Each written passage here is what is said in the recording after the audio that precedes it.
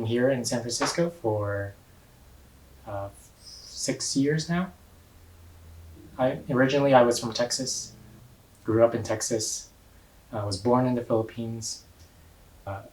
My parents raised me as in the church, going to church every week, doing the extra church activities on the side. So there were also expectations. I felt like no one told me that they expected me to behave better than the other children, but I always kind of felt that the teachers expected me to be better because I was the pastor's kid.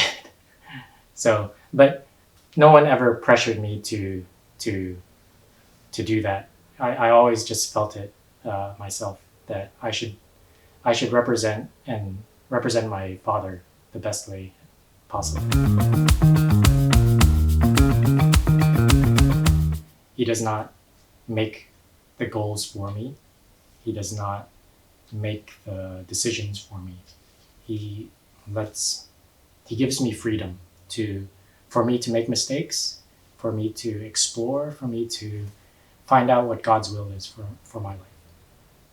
I think in Psalm 16, it says that God fills us with joy and he fills us with pleasure. And I found that the pleasure that I got from following God was much better. And then in December of 2019, I was ordained as a minister of the word with the Christian Reformed Church.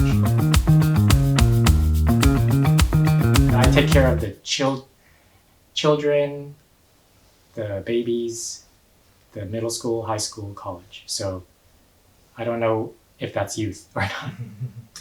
I see many Asian Americans trying to think of who they are. Are they American?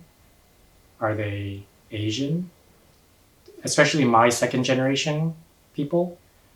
Many times they will go somewhere else and they will try to figure out what's my purpose?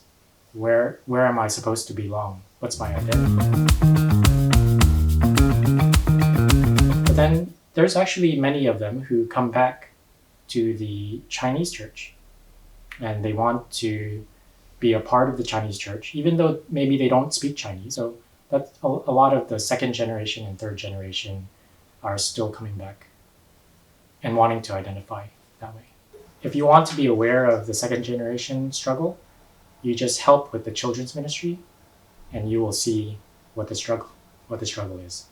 In a Chinese church, most of the time, it's an English congregation and maybe one Chinese service or two Chinese services. If you go to the children's ministry, the children are from all the services and they come together in one place and you see the Mandarin speaking, the Cantonese speaking, the English speaking, all together there. And you will see the struggle of having a church that is an immigrant church, but also an American church.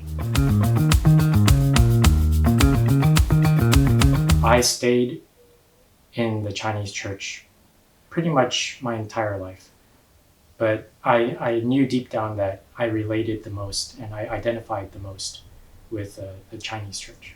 And I believe that that's where God has called me for now, is to the Chinese church. Even though I don't speak Chinese, I still think that there's many in the Chinese church that need leadership from the second generation.